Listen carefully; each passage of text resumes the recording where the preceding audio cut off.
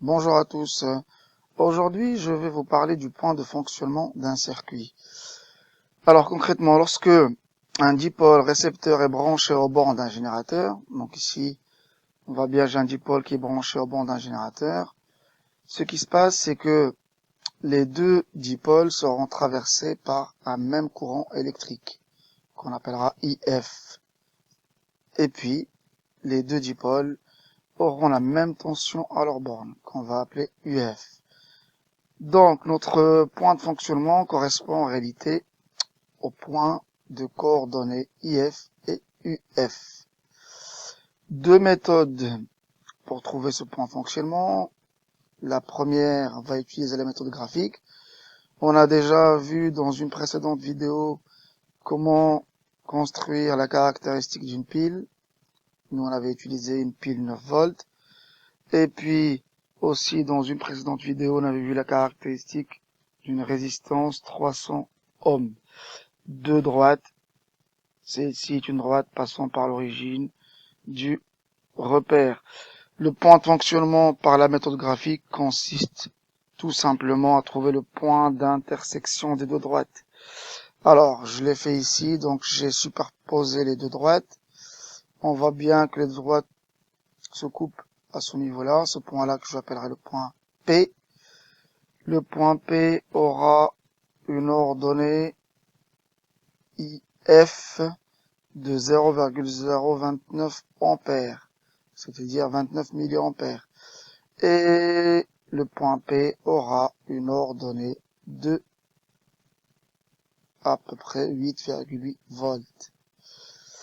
Pour ce qui est de la méthode algébrique, donc je prends mon circuit, mon générateur qui est ici une résistance 300 ohms. J'avais dit qu'ils sont parcourus par le même courant IF et la même tension à leur borne UF. Je reviens aux expressions que j'avais déjà trouvées précédemment. Une pile, son expression, l'expression de sa caractéristique. La mienne, c'est une pile 9 volts, donc c'est 9 moins 4,5 IF. Et j'ai ma résistance qui obéit à la loi d'Ohm, donc UF égale 300 IF. Si je vais commencer par chercher le IF, je vois bien que UF est en commun, donc je vais écrire l'égalité correspondante aux deux équations. Maintenant c'est des maths, je vais essayer d'isoler le IF. Donc je prends celui-là, par exemple, je le mets là. Donc ça me donnera 300 IF plus 4,5 IF, etc., qui est égal à 9. Je vais essayer de résoudre cette équation pour trouver l'inconnu IF. Et normalement, après calcul, donc IF sera égal à 9 divisé par 300, 4,5, qui nous donnera une valeur de 0,295 ampères, ou bien 29,5 milliampères. Donc vous voyez bien qu'on se rapproche beaucoup de la valeur trouvée graphiquement. Maintenant, on a trouvé le IF. Comment on va faire pour trouver le UF? J'ai le choix entre ces deux expressions. Soit que je remplace cette valeur de IF ici, et je calcule, et je trouve UF, soit que je remplace dans celle-ci le IF. Pour moi, la plus simple, c'est celle-ci.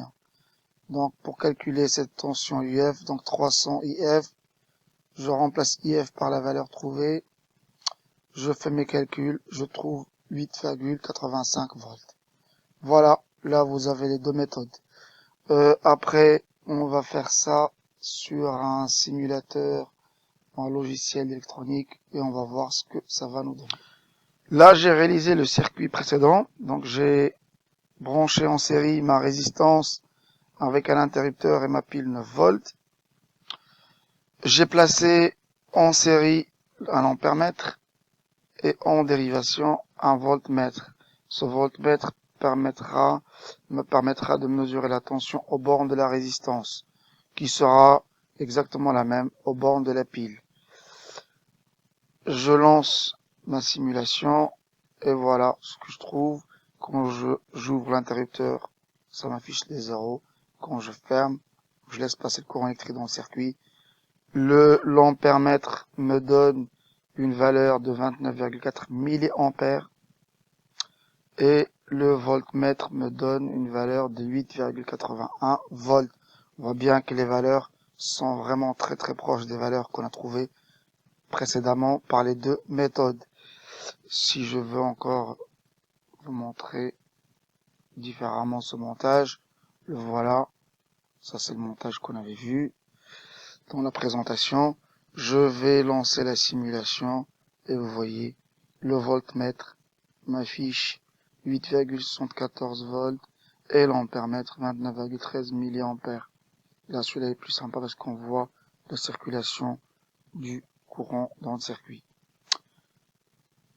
Cette vidéo est à présent terminée. Je vous dis à très bientôt.